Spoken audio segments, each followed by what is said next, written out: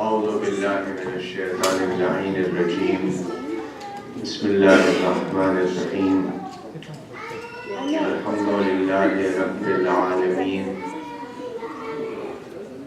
الصلاة والسلام والتحية والإكرام على النبي الأمي العربي القرشي المكي المدني الهاشمي صاحب قاب قوسين محبوب رب المشرقين والمغربين جد الحسن والحسين النبي الحرمين والإمام القبلتين والرسول الثقلين الذين سمي في السماء بأحمد وفي الأرض بأبي القاسم محمد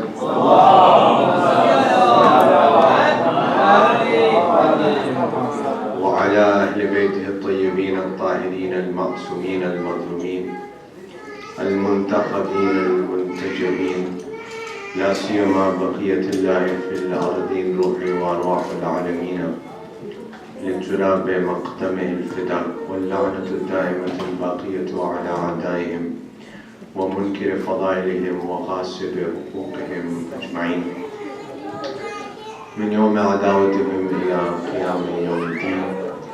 أما بعد، فقد قال الله سبحانه تبارك وتعالى في محكم كتابه ومتقن كتابه: بسم الله الرحمن الرحيم.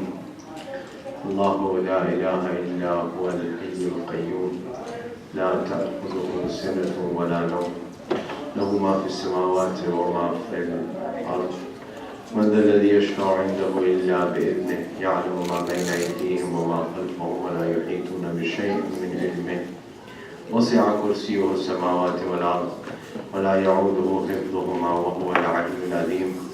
لا إكراه في الدين قد تبين الرشد من الغي ومن يكفر بالطاغوت ويؤمن بالله فقد استمسك بالعروة الوثقى لا انفصام لها والله السميع العليم. رسالة صلوات على محمد وعلى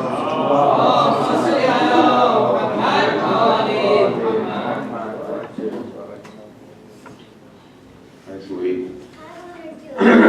welcome the season of Az-Zahra reciting salawat ala Muhammad wa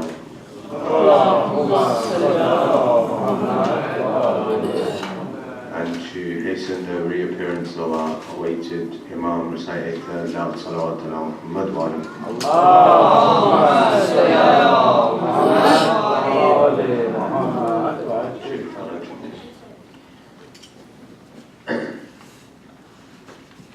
Today we have gathered to commence a journey. This journey is not a physical journey because we're going to be sitting in the same place for the next 10, 11 nights. But it's a spiritual journey. It's a journey in which we hope to achieve spiritual elevation. So in this spiritual journey which we're going to be going on, we're going to try to achieve from this spiritual journey a better understanding of our faith, of our practices, of our beliefs, of our understanding of those things. In light of our commemoration for this great tragedy of Imam Sallallahu. In reality, it is a miracle that after 13 and a half centuries, every time the moon of Muharram is sighted, followers of Ahlul Bayt alayhi salam from every corner of the globe gather and rekindle their memory of this tragedy. over these 13 and a half centuries, many things have happened. Many battles have taken place. Many people have lived and died and achieved great things. But none of these things are remembered, none of these instances, none of these stories, none of these happenings are remembered in the way that the event of Karbala is remembered. So this in reality is a miracle. Just this fact that you and I have gathered here today to remember this story after 13 and a half centuries. That in itself is a miracle. It's a story that you and I have heard, read about, related to, but we never saw it. We weren't there. We were not there to experience what happened at that time on that day. But yet, when I come to the end of the majlis and I recount the story, I will cry, you will cry, and we will cry over things that we didn't see, we only heard about. We read about them and we heard about them. So that in itself is a miracle. That it's very difficult to make me cry. But over the remembrance of Imam Hussain ﷺ, it's very difficult for me not to cry. For me to prevent myself from crying. If you recount to me the story of Karbala, and if somebody asks me, did you see what happened at Karbala? No. I read about it, yes.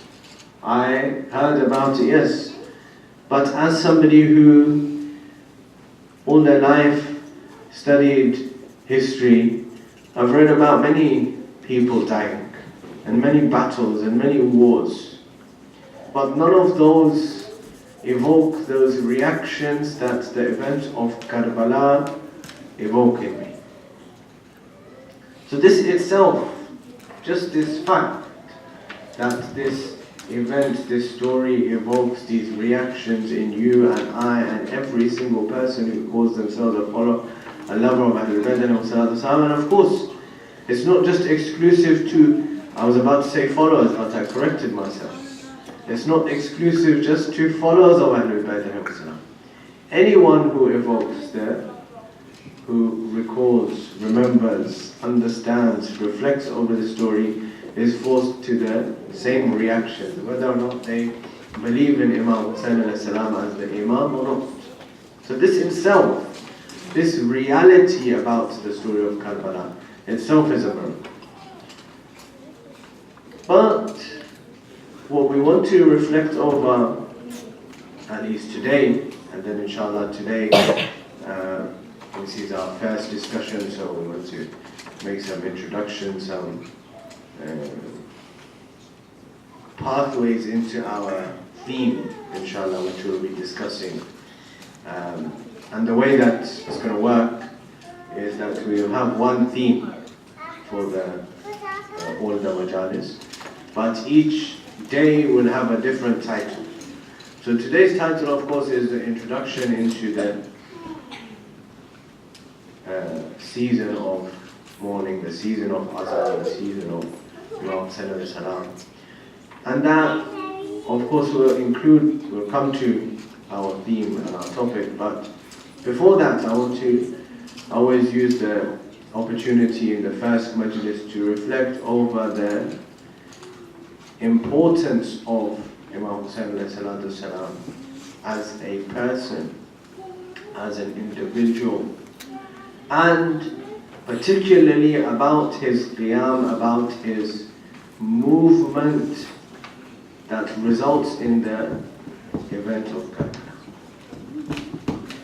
So Imam Hussain salam as a person, of course, is very important. Why? Because as a Muslim, as somebody who says the kalima of the Holy Prophet, right? As every person who says, Ashhadu anna Muhammadan Rasulullah.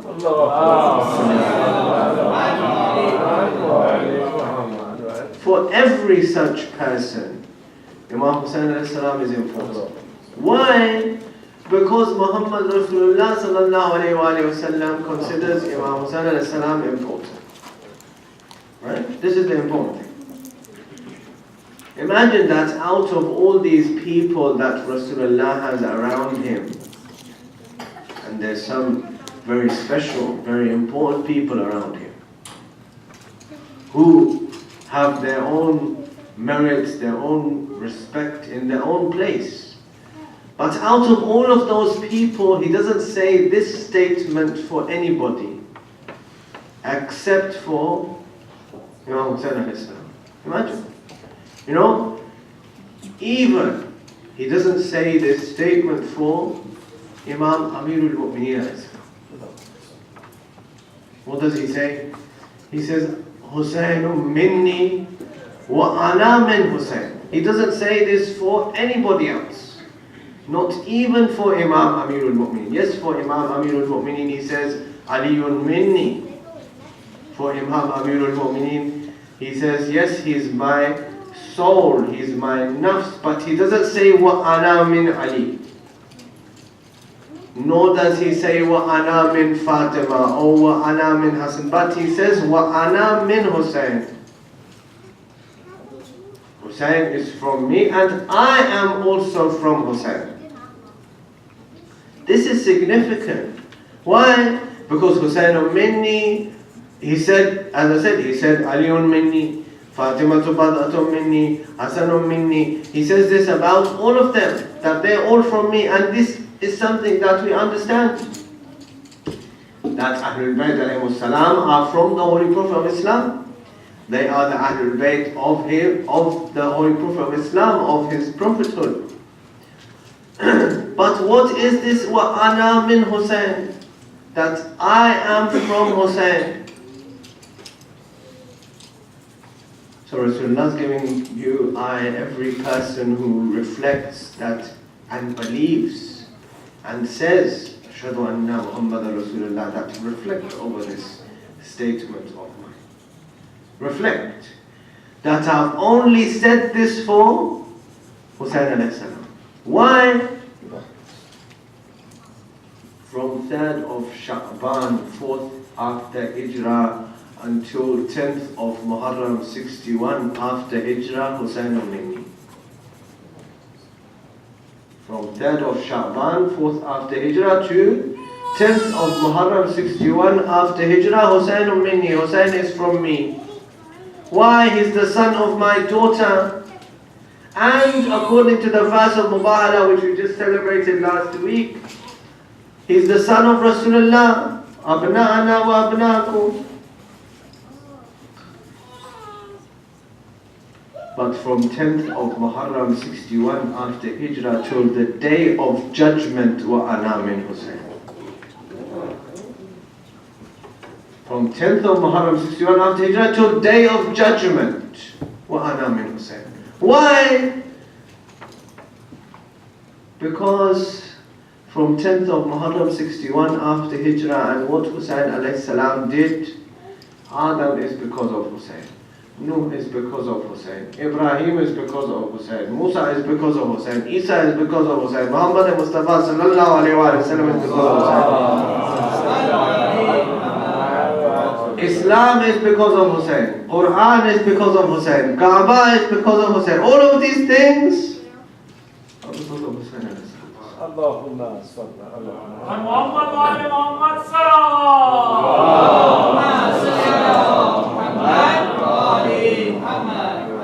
This is why Rasulullah says, wa ana min Hussain. That if it wasn't for Hussain alayhi salatu salam, there's no ashhadu an la ilaha illallah, and there's no ashhadu anna Muhammadan Rasulullah. This is why he says, wa ana min Hussain. So this from Rasulullah is a message and a statement and a sentence to remind us that when I come here, when I sit on this floor and remember Hussain alayhi salatu salam, I am doing this in order to ensure my own survival, because Rasulullah, Allah, Rasulullah, Islam, Quran, Qibla, all of these things survive because of Imam Hussain alayhi salam. So if I also want to survive, I also want to have a legacy, then that's going to be through Hussain alayhi salam. Right? Now, Hussain alayhi salam, rather than we reflect over what does he do, why does he do this, from somebody else's statements, my statement, my ideas, my opinions, your opinion, somebody else's opinion, we ask Imam Hussain alayhi salam himself that you did this, you made this big sacrifice, for what reason? Why? Why, in your own words, in Imam Hussain alayhi salam's own words, that you did all of this? Imagine every single person who has ever left home, even with the certainty, right? Certainty that I'm going to come back up. Forget everybody else. I used my own example. When I left home to go to Najaf to study, I was certain, 100% I knew that I'm going to come back home. One day, once I've completed my studies, I'm going to come back home. Even then, when I left, I had this feeling that I'm leaving behind my parents, my family, my friends, everybody to go to a new place. With the certainty that I'm going to, inshallah, come back one day. But you have a person who leaves home with the certainty that he's never going to come back home. With the certainty that he's never ever going to come back. And this home is not an ordinary place. This home is the city of Rasulullah. This home is the city where you were born. This home is the city which has all the memories that you have growing up. This home has some very difficult memories for you as well. But at the end of the day, it's home. For Imam Hussain alayhi salam, the city of Medina has all of these memories. And he's leaving it with the certainty that he's never going to come back. But for you and I, he leaves behind a testament to tell me and you and every single person who reads that testament that know that I didn't make this decision easily. And I made this decision for you. Imagine. Imam Hussain alayhi salam in his testament is telling me that I made this monumentous decision for you. What does he say?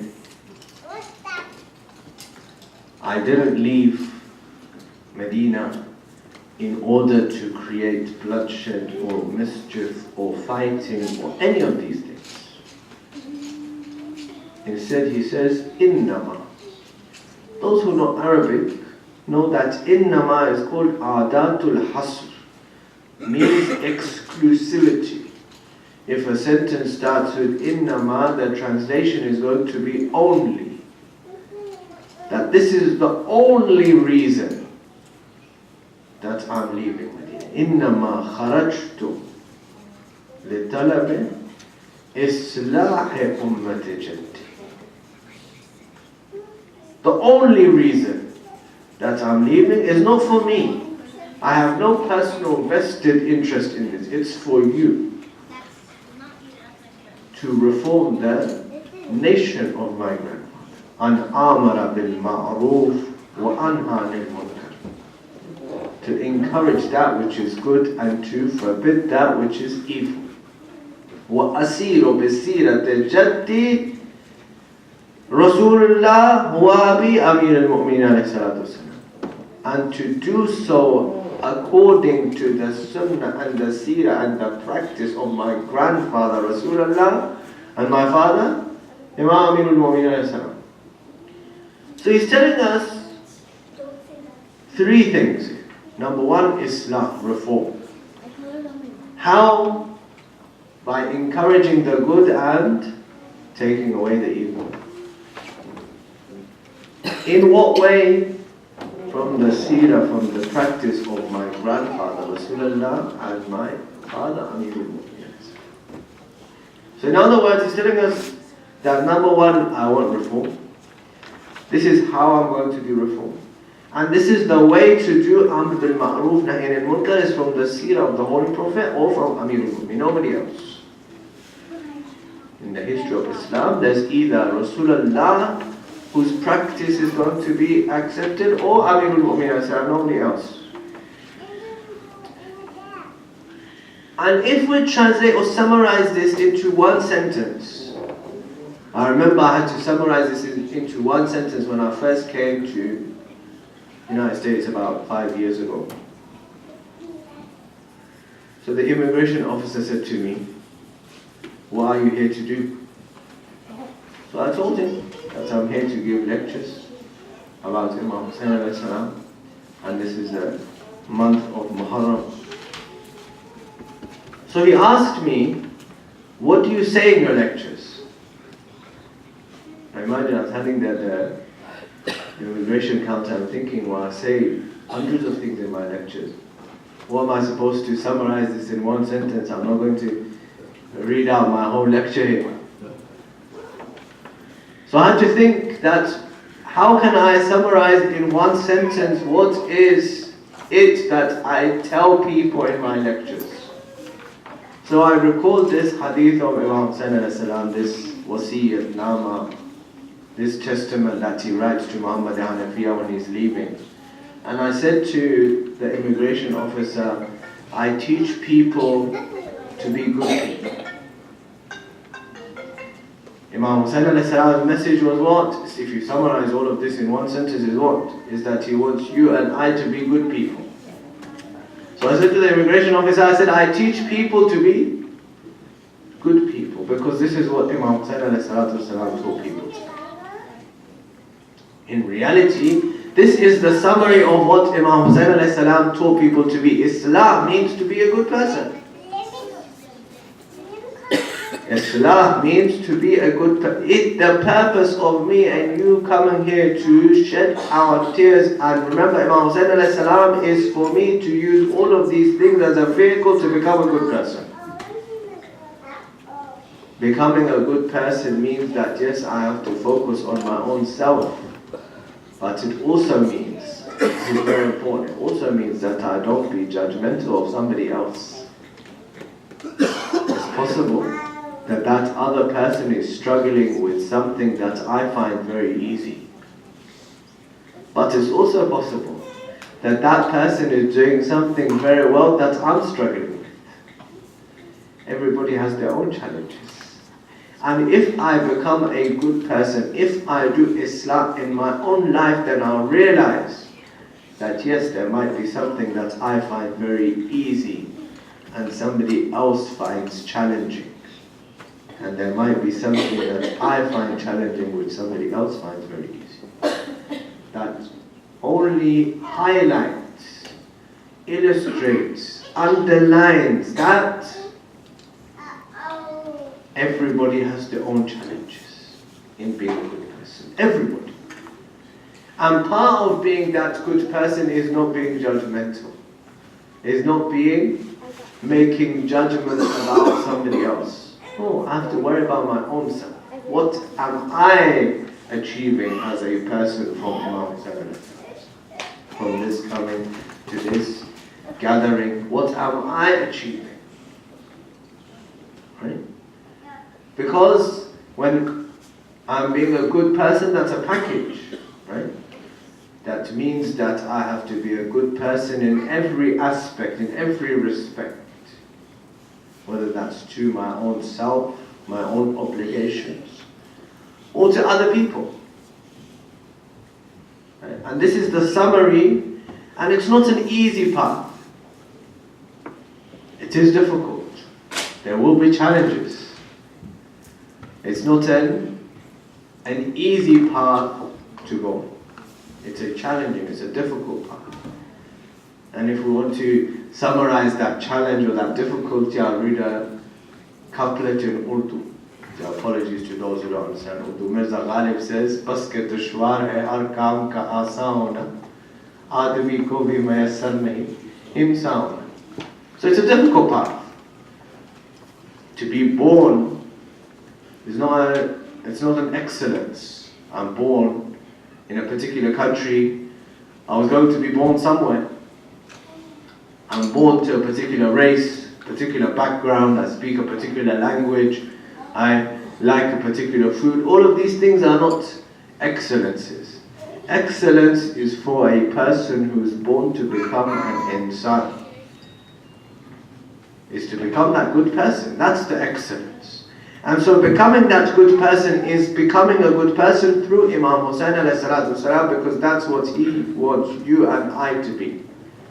He's gone to all of these challenges, all of these difficulties in his life in order to make sure that you and I become good people. So that's how important it is to, in the eyes of Allah subhanahu wa ta'ala, for a person to become a good person, that he's put Imam Hussain alayhi salam through all of these challenges in order that you and I become a good person. And leaving home is the least difficult of his challenges. Imagine how difficult it is to leave home, and that's the least difficult of his challenges, that he leaves home in order to achieve. And then everything else that he achieves as a result of it. So this is what Imam Hussain alayhi salam, his message, his tragedy, his remembrance, his commemoration of Ashura is teaching you and I. Now, a little quick reflection on the verses of the Quran that I recited, because they're going to be, inshallah, the theme of our discussion over these next 11 nights. The verses are very well known. I'm sure all of you know. As soon as I started reciting them, some of you were reciting along with me because you all know them off by heart. There are verses 255 and 256 of Surah Al-Baqarah. The first one, 255, you all know, is called Ayatul Kursi. Now, Ayatul Kursi is called Ayatul Kursi because the word Kursi is mentioned in the verse. And there's many explanations and details and debates and tafsir regarding Kursi and what does it mean. Of course, Kursi in Arabic and Farsi and Urdu means chair. But here it doesn't mean chair. That's our let on. What does it mean, inshallah, will come in our subsequent discussions. But it doesn't mean chair. In the Lughawi, in the dictionary of Arabic and Farsi and Urdu, if you look up Kursi, it means chair. But here, the Lughawi, the literal meaning has not been used, nor does it imply a literal meaning. And anybody who considers it to be a chair or a physical chair in the way that we consider it from the dictionary meaning is misunderstanding the whole verse. And then the following verse after that. So inshallah, like I said, that will be the theme of our discussions over the next 10 or 11 evenings. But today, just as a way of introduction and as a way of giving something practical from our discussions, and it will be our objective every single day, inshallah ta'ala, to have something, at least one thing, which is practically applicable in your lives from each of our discussions. So that it's not just an intellectual discussion, which is important, but it has a practical application as well. So Ayatul Kursi, verse 255 of Surah Al-Baqarah, one of the narrations about this verse from our sixth holy Imam, our Sadiq alayhi salatu wasalam,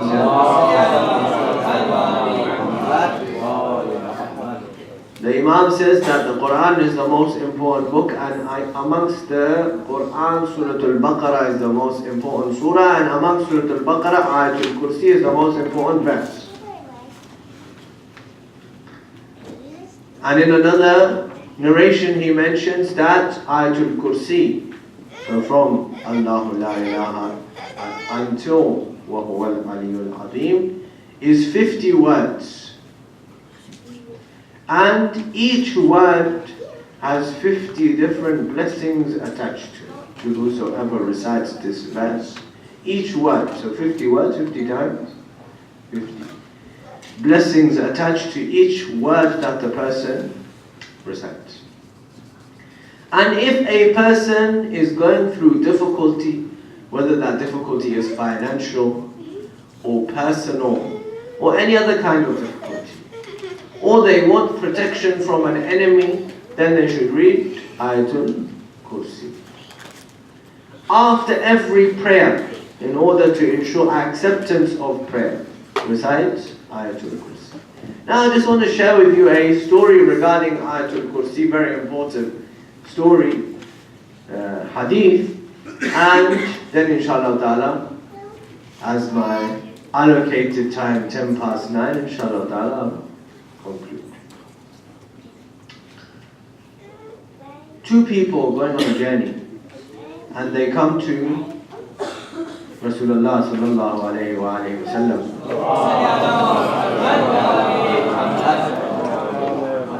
And they say, Ya Rasulullah, we're going on a journey to trade. And of course, we're talking about the time of the Prophet. So if you were going on a journey and you're going to trade, then you would have lots of cash with you, lots of money with you. No credit cards in those days. So if you want to trade, you have to take your gold and silver with you. And if you're traveling, then there's always a risk that somebody might steal that gold and silver from you. So they said, Ya Rasulullah, we're going on this journey and we're traveling with all this gold and silver, so can you tell us something that will help us to remain safe from these highway robbers? Rasulullah says that go on your journey, and wherever you stop, before you go to sleep, recite the tasbih of Fatima Az-Zahra and Ayatul Kursi. Recite Salawat ala Muhammad. Recite the tasbih of Fatima Az-Zahra before you go to sleep, and after it Ayatul Kursi. Verse 255 of Surah Baqarah. So if they go on their journey, now back in the day, if you went on a journey, then you could only travel during the daytime, because there's no street lights. So when it gets to nightfall, you have to stop, put up your tents, and you go to sleep. Then you'll wake up in the morning, do your fajr, and then start traveling again. Those of you who've been for Arba'in walk know that this is the usual practice. You stop at Maghrib and then you wake up at Fajr. So if they go, it reaches Maghrib time, they pray, they stop, put up their tents, and as they're about to go to sleep, one of them remember what Rasulullah told us to recite, Tasbih of Fatima Az-Zahra and Ayatul Kursi. So they recite and they go to sleep. As soon as they go to sleep, there's a group of armed robbers who's been watching them, following them, that these people are traveling and they must have some money with them, gold, silver, valuables with them. So this group of robbers, they send one of their servants, they say, go into the tent and bring everything that you can find. So servant goes inside the tent and he comes back. He comes back and he says to this group of robbers, he says, no chance. I say, what do you mean? He says, look, I went inside the tent, and in front of me there is a wall which is so high, it's taller than me, and it's all around those people. So there's no chance that I can even go inside and see what they have, let alone take anything. This group of robbers think that this servant, he is being, in Urdu and Farsi we say, Kaam Chor. That he doesn't want to do what we told him to do. So he's making excuses. So they say, forget him, we'll go ourselves and see. So they themselves go in the tent, and they're also surprised to see this very wall, very solid, tall, can't go inside the tent. So they think, obviously he was saying the right thing. There is this wall, we can't go past it, we can't see them, we can't see what they have with them. No chance. But now they're curious, right? Because they couldn't get through. So now they're curious. So they also put up their tents and they go to sleep. In the morning they wake up and they see that these people are putting away their tents and they're about to leave. So this person comes to these two people and he says to them, the group, one of the robbers, he says to them, look, usually we don't do this, but today you made us curious. He says, what's the problem? He says, in reality we're robbers, we're highway robbers. And last night we came to your tent in order to rob you of all your possessions, to steal all your possessions, but we weren't able to even enter inside the tent. So what is it that you did that prevented us from entering? Now they're both looking at each other and they're thinking that we didn't do anything special. We didn't do anything. He says, no, we didn't do anything. He says, this robber says, no, it's not possible. There's definitely something that you did or you said that prevented us from entering and protected you. All of a sudden one of them says, yes. When we were leaving for our journey, Rasulullah said, recite tasbih of Fatima Az-Zahra and Ayatul Kursi. That's what we recited before we went to sleep. So imagine this group of robbers says to them, they say, go on your journey and make sure that every time you sleep you recite this. And if you recite this, then inshallah you'll remain protected. Nobody will be able to steal from you from tasbih of Az-Zahra and Ayatul Kursi. Imagine this is the power of the tasbih, the recitations which is attributed to Fatima.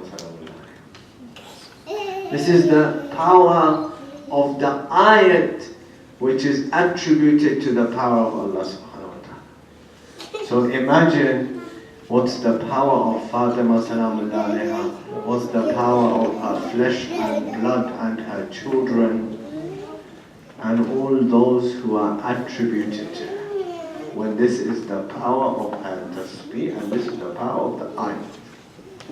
Just the reciting of this. We think of it as something insignificant, not important. No.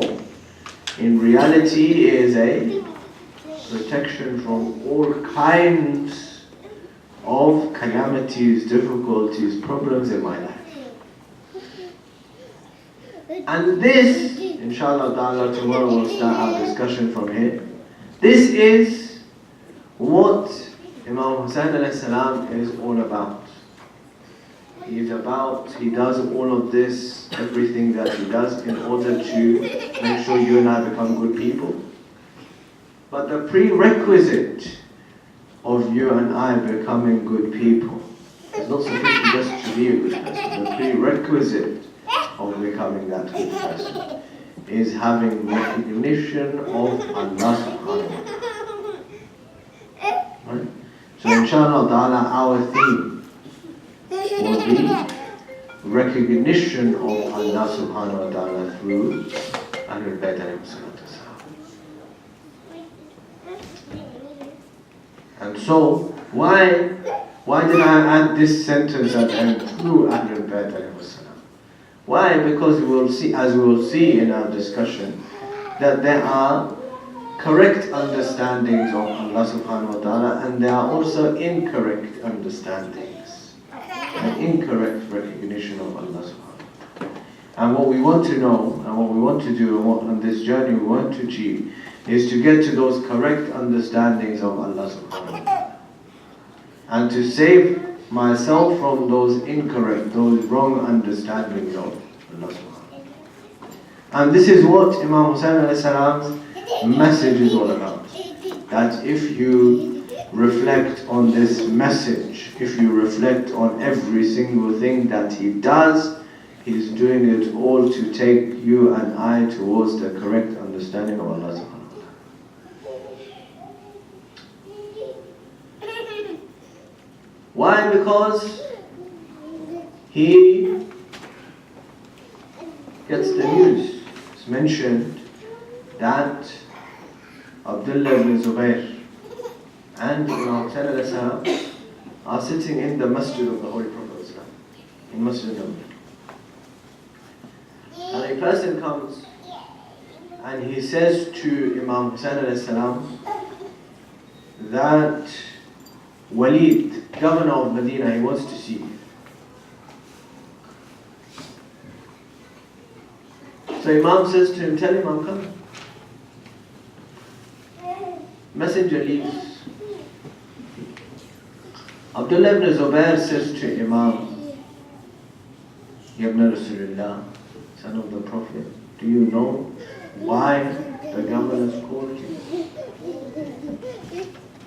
Imam Hussain alayhi salam says, yes, I know why. This is the knowledge of Imam. He says, yes, I know why. So Abdullah ibn Zubayr says, why? And Imam says to him that Amir of Sham, ruler of Sham, has died. Nobody knows. At this point, nobody knows. Imam says to him, ruler of Sham has died. And Yazid has become his successor. And I have been summoned by the governor of Medina in order to pledge allegiance to Yazid. So Ibn Zubayr says, so what are you going to do? At that time, Imam Hussain alayhi salam replies with his famous reply, Mithli la yuba'u mithlu. Someone like me cannot pledge allegiance to someone like him. This reply in itself is a reply to end all matters about allegiance. Because he didn't say Hussain is not going to pledge allegiance to Yazid. He said someone like me, mithli. So whosoever's like Hussain alayhi salam, that means Imam Hassan alayhi salam, that means Imam Amirul Mu'mineen alayhi salam, that means all of the A'immah alayhi salam. Of course, regarding the other A'immah alayhi salam, there's no question. And this is the power of Karbala, that after the event of Karbala, nobody ever asked any Imam for allegiance again. But his reply is to tell us that Mithli, Imam Hassan is like me, Imam Amirul Mu'mineen is like me. Be there no doubt remaining in your mind that they pledged allegiance to anybody. Why? Mithli la yuba'u mithlu. Someone like me can't pledge allegiance to someone like Yazid. At this point, when nobody knows that Yazid is even the Khalifa yet, what has he done? He hasn't done anything. He hasn't prevented anyone from praying or from fasting or from doing any of the other acts. He hasn't done anything. The only thing that he's done is he's asked allegiance from Imam Hussain alayhi salatu wasalam. Right? So Imam saying that don't think that we're going to stand up against Yazid because he doesn't pray or doesn't fast or he drinks alcohol or he likes dogs. All of these things are true. But this is not the reason for standing up against Yazid. The reason for standing up against Yazid is because we want to make sure that you know correct understanding of Tawheed, and that includes who has the right to appoint the leaders in Islam.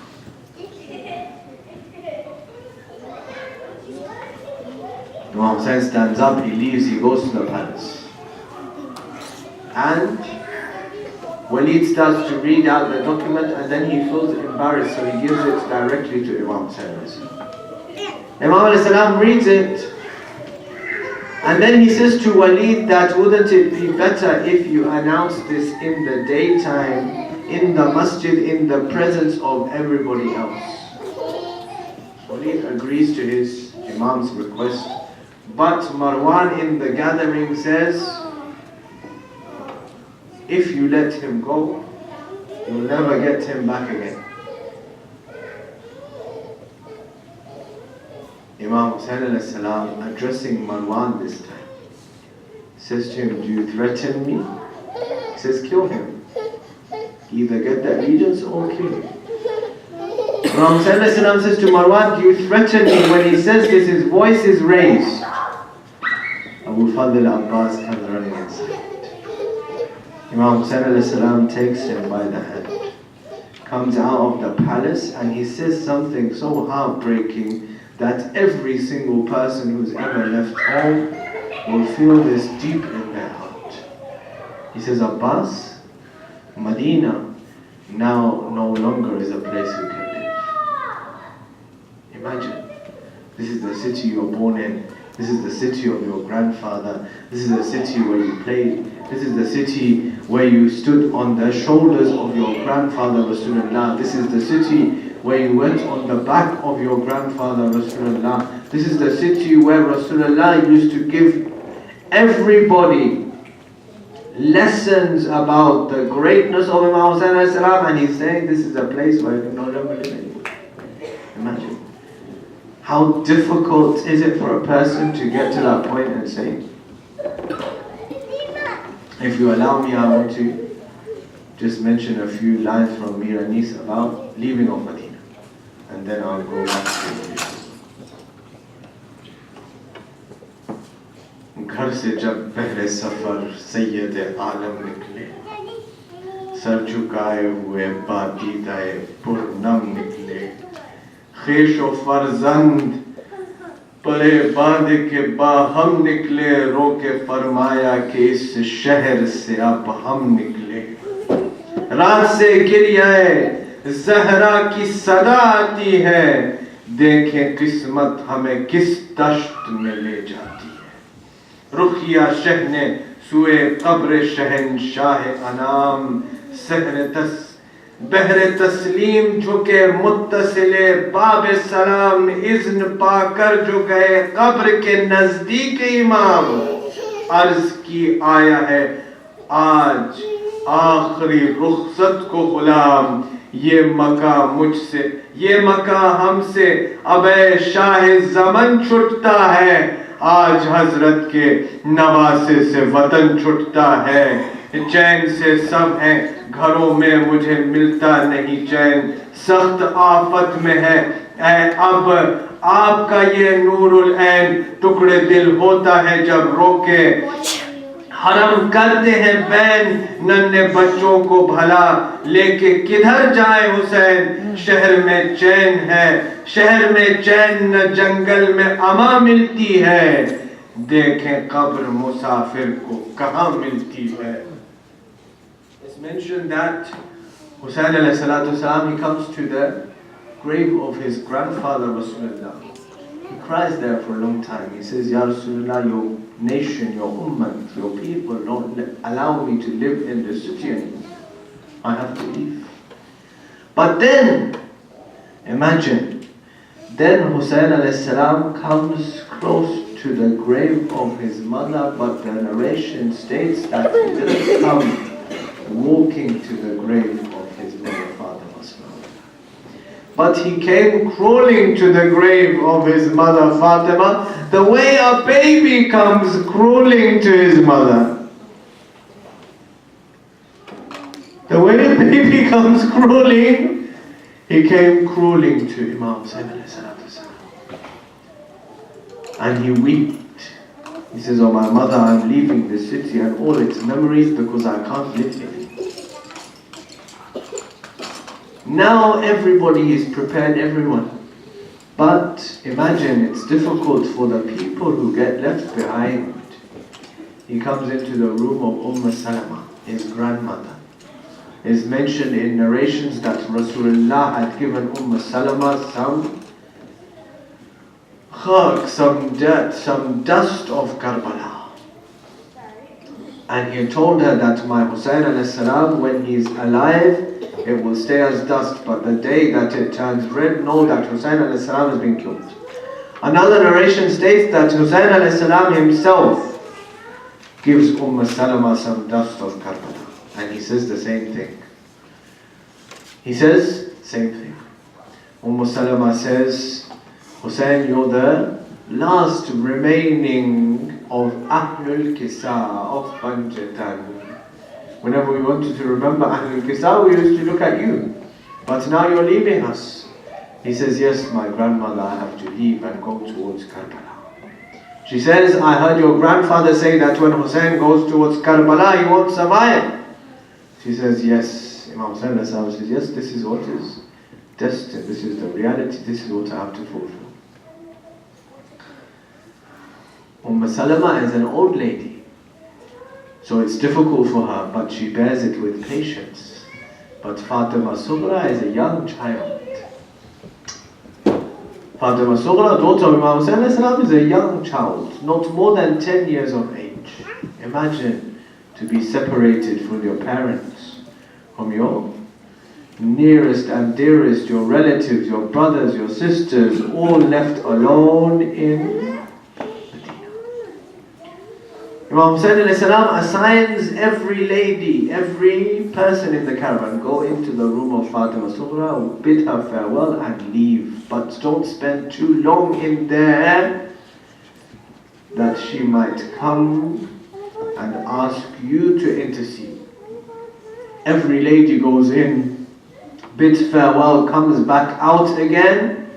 When Sayyidah Zainab Salamullah alayha comes into the room of Fatima Sughra, she wants to leave, but Fatima Sughra holds on to her jahra.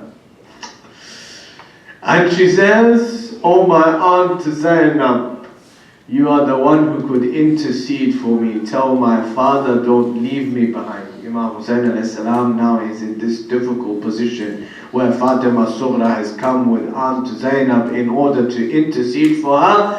Imam Hussein alayhi salam says with a heavy heart, he says, "Fatima, you know that it's difficult for me to leave you behind, but I'll tell you the reason." He says, "You know that you're named after my mother, Fatima Salamullah. And one of her titles was Sabira, the patient one. So I want you to be patient." But she says, "But you're taking everybody with you." Imam says, "You're sick." He says, "But even my 6-month-old brother is gone with you." Imam Hussein alayhi salam now is out of all options, and he says, "Fatima, the reality is this." He says that after I'm going to be killed, all of the women and children are going to be taken as prisoners. Allah. All of the women and children are going to be taken as prisoners. And Fatima, you also know that you resemble my mother Fatima Salamullah alayha the most. I can't bear that even after I've died, the daughter of mine who resembles my mother Fatima is dragged through the bazaar of Kufa and Sham, taken as a prisoner. ألا ولعنة الله على القوم الظالمين وسيعلم الذين ظلموا إياهم انقلبوا. We pray to Allah subhanahu wa ta'ala for acceptance of our majlis and for the acceptance of our tears and our mourning, inshallah ta'ala, for the followers of Ahlul Bayt alayhi salam, wherever they are in the world, their lives, their honor, their dignity, their wealth and their families. We pray to Allah to allow us to have ziyarat of Ahlul Bayt in our lifetimes and shafa'at in the next life, and for the hastening of the reappearance of our awaited Imam, and to make us amongst those who serve him. ربنا تقبل منا انك انت السميع العليم بحق محمد واله الطاهرين. فاطمه حسين. يا حسين يا حسين يا حسين يا حسين يا حسين يا حسين يا حسين يا حسين